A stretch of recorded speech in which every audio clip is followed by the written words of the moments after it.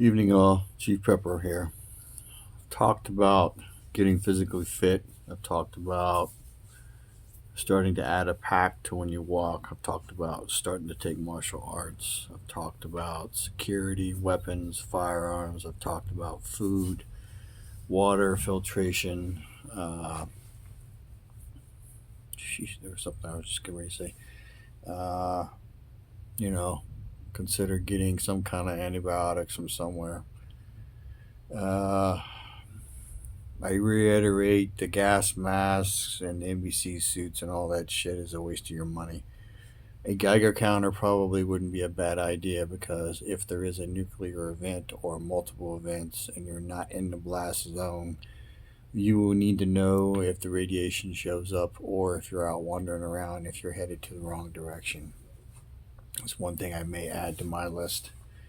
Running out of time for stuff. So I spent this past weekend up in Abilene, looking at two properties. I went to a gun show. Sadly, the Abilene small gun show is better than the gun show here in San Antonio.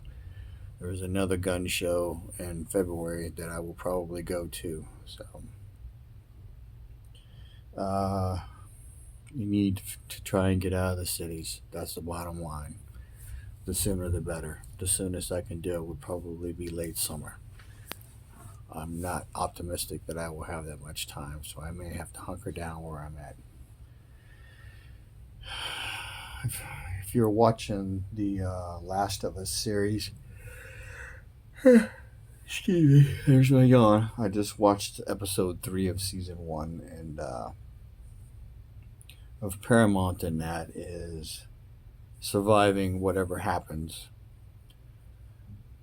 Security, not just weapons, but weapons and some kind of line of defense, some kind of fence. This guy had electrical fence. He had gas turned on so you burn people.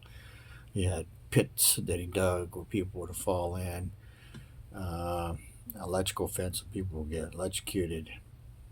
He had firearms. He had food, but what he also had was a vehicle, and he went and he raided things like Home Depot, liquor stores, food. You pick it. He had it. He went and got generators. So basically, everything that preppers talk about and do, he had done and survived. And then him and somebody he found uh, post-apocalyptic wound up being his best buddy.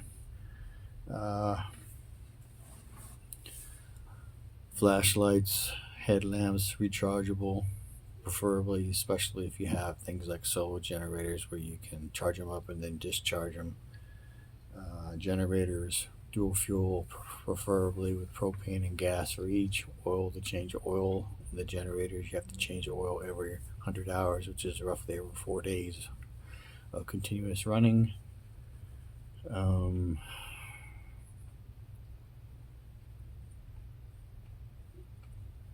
the writing's on the wall. You have to look at it and decide what you're going to do. So, you need to realize if the shit hits the fan, you're going to pivot from going to work every day to someone pulling guard duty 24 hours a day, finding fresh water to cook with, to wash with, to bathe with. When I say wash with, one of the things you need to know is you need to clean your hands before you eat. Um, Going to pivot to cooking. Cooking will become a 24-hour job. Just feeding two people will be a challenge. Feeding four is double that challenge. Feeding six, eight, quadruple the challenge. And also the throughput of food. You need to pivot immediately to growing food and seeking protein, fishing, hunting. If you don't already fish and you don't already hunt, you're going to struggle because people who do both of those, you talk to them, they all talk about the fish stories and the hunting stories, but trust me when I say this, 9 out of 10 trips you don't get nothing. So, hence the waterproof M80s. Light it, go out in the lake, well, go out in the lake, light it, throw it in, goes off, fish will float up. Uh, Cast net. so you can cast it out and catch fish, not because you want to be sitting on the bank all damn day. You don't have that kind of time. You'll need a handgun with night sights, preferably, and with a laser light on it, already set to the gun, because you need to zero the gun, so you need to know where it's going, and then you need to put the laser where you're aiming. A weapons light and laser combo on your handguns and holsters to hold them. Slings for your long guns, scopes, weapons lights, and a laser, preferably a white light and a red light. I set my scopes, zero them at 100, and then I have something that I can use to put my laser in the crosshairs at 100 yards, so that I know within 100 I'm going to kill it at night. I've discharged my weapons at night, so I know how to do that and hit when I'm aiming at. You need to try that. You have a limited amount of time to get to where you need to be. Last week, before I went to Abilene, I picked up 2 roughly 10-pound briskets, so they're in the deep freezer already. Today I picked up 2 10-pound bags of rice that I definitely don't need right now, but I'm typically going to go to the commissary once a month, maybe twice. This past month it was twice, this month maybe twice, I don't know yet. So I also picked up a case of MREs. There will be people who will say MREs are fucking awful. They're terrible for you. And guess what? They're not a good deal. But if you want something you can throw in a pack and leave it there for years, that will provide you sustenance, not just food, but they come with a heater so you can heat up the main entree. And you are supposed to technically be able to survive off of 1 complete MRE for 1 day. You will be very hungry, but it can be done. If you listen to other prepping channels, they talk about the protein pills that you can take. That's something that I want to get. Geiger counter.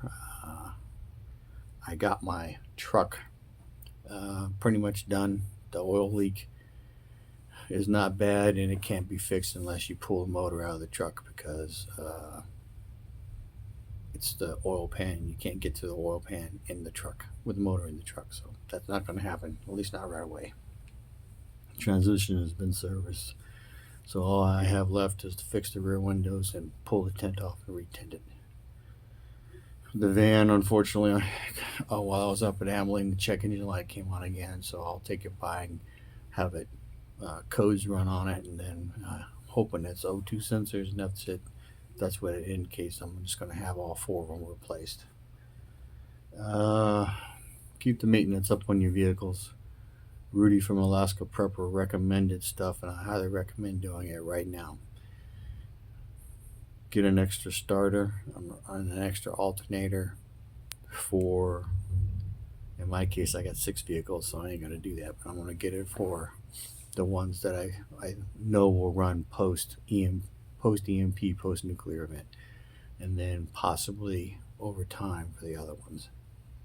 And if you're like me, I have old vehicles, so I need to get 2 coils.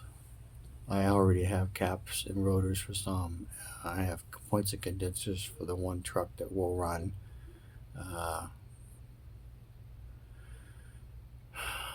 None of this is cheap. I had talked to a friend of mine I haven't talked to in a couple of weeks. We used to talk a lot, and we don't talk as much anymore, but he mentioned some things, and then I've been poking him as often as I can without pushing it too hard to get more weapons. Tonight I sent him a text saying basically what I told you guys. 1 sidearm handgun for each person, male or female. 1 long gun for every man. And in his case, I told him to get shotguns for the women, because they're the last defense for whatever you're defending. They need to be able to use them and ammo for everything. So he's been hemming and hawing. Excuse me, sucking on, and in the state he's in, it's a 10-day wait. So that's assuming there's something on the shelf. What else? Ammo is cheap, or it was. I've been seeing stuff where it's going through the roof, but I bought a bunch before it did. I have enough to do what I want to do. And I've told you before, if you have 10,000 rounds, you have 5,000 rounds, you can't carry that shit if you're walking out of somewhere or if you're pulling a cart. You ain't going to carry that. So you might want to invest in a bow and some arrows. Uh,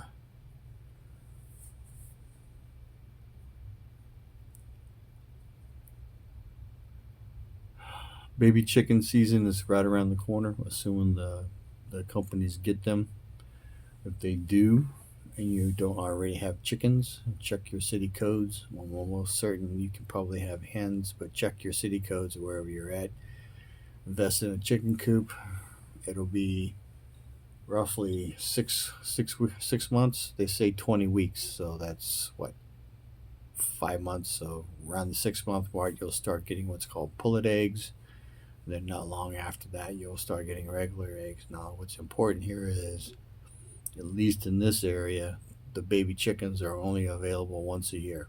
So they're available here sometime between the end of February and early March, and they'll be there until they're gone or they die.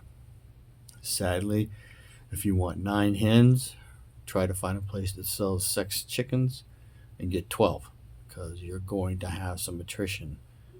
Last year I got 8 baby chickens. I lost one the first night. It got too cold or something, I don't know. Went in there and it was dead, so I pulled it out and got rid of it.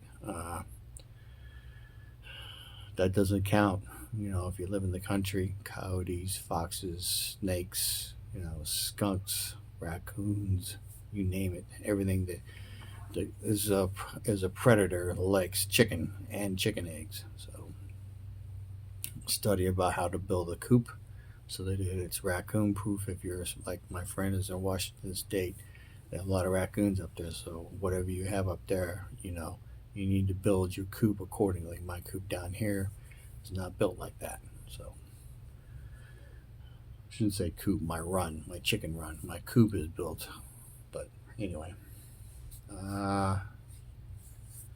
Yeah, so I got my feelings hurt. The land was expensive and it's being sold by a developer. Both properties that I liked were misleading.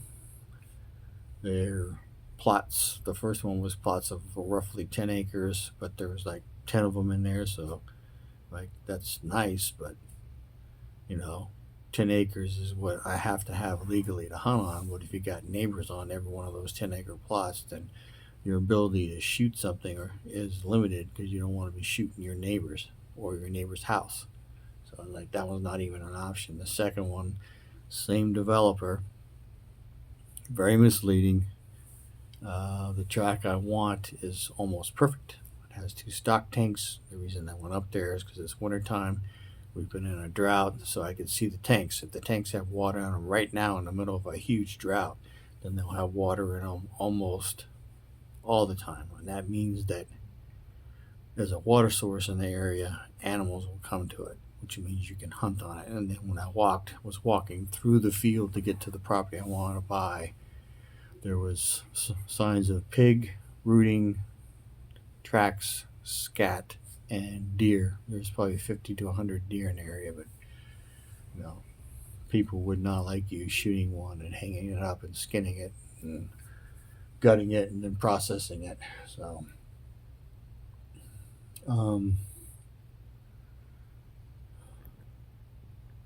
I've got notices on my phone for YouTube. That's what I watch it on mostly, from Canadian Prepper and another one. It looks like things got even worse today. So, we're going to hit 32 trillion. Rudy from Alaska Prepper basically said we don't need the debt ceiling raised to meet our obligations for us. They need the debt ceiling raised for all their little fucking pet projects. So somebody I talked to today said some shit I cannot repeat on here, but let's just say at least 1.5 years ago, things started rolling to get us to where we're going sometime soon.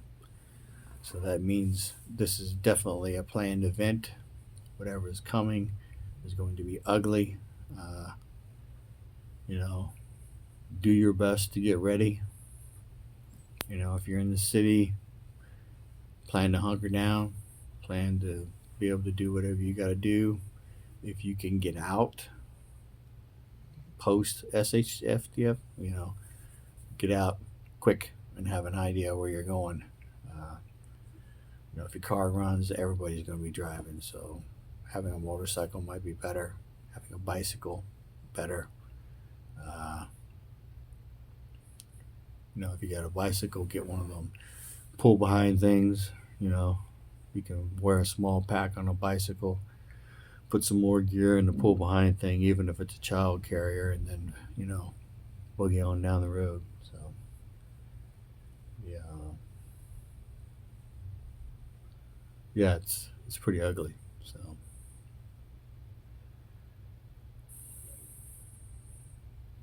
people have been talking about, I think they call it a trigger event, but basically how more than likely Pearl Harbor was known about, and they allowed it to happen to galvanize the American population to join the World War II.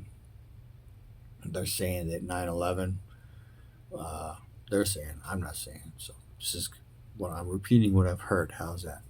That 9/11 was staged, and I heard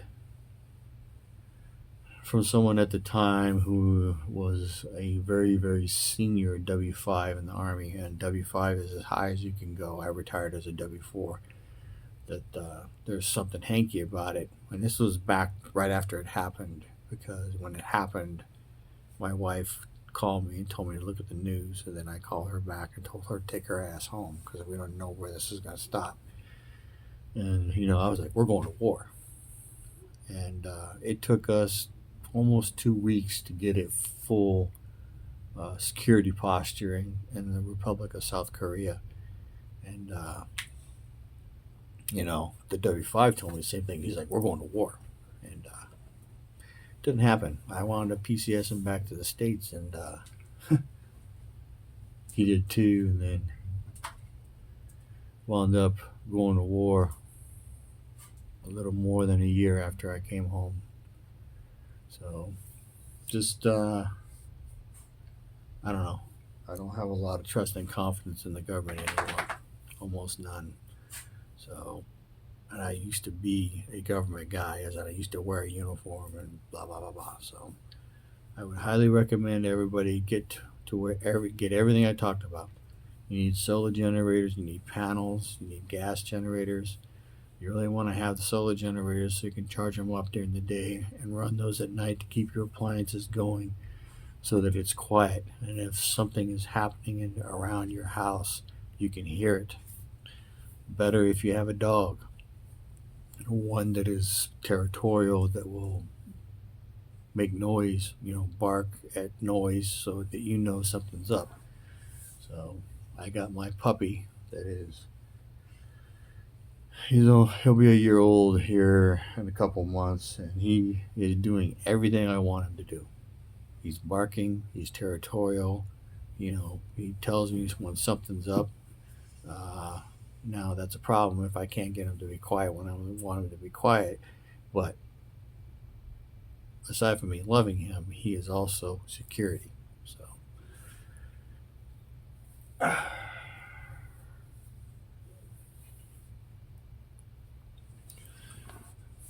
stay safe, y'all. Keep your ear to the ground. I know the news is depressing. I know it sucks to hear how bad it's going to get. But you got to be in charge of information. You got to take it in. You got to use it as motivation to get stuff. I talked to the real estate agent when I was up there quite a lot about stuff. I was only with her in person for about 2 hours because we were driving in separate cars. But hopefully, I converted someone. She's a young woman, been married 3.5 years, so she got a college degree. So she's mid 20s, maybe late 20s. Her and her husband are happy, and so she confessed that she only keeps 2 or 3 days of food on hand. I'm like, well, you need to get more. And I gave her a list of channels to listen to. I did not give her mine. Uh, Hopefully, she's a good person, and I'm guessing because she's a good person, she got a decent man. So if I converted her, then there's one more couple in the world that may have a chance of surviving if they get to where they need to be and they took what I said seriously. So anyway, this is a rather long one. Y'all stay safe, stay prepped, watch your mental capacity, keep your ear to the ground. Knowledge is power. Chief Prepper out.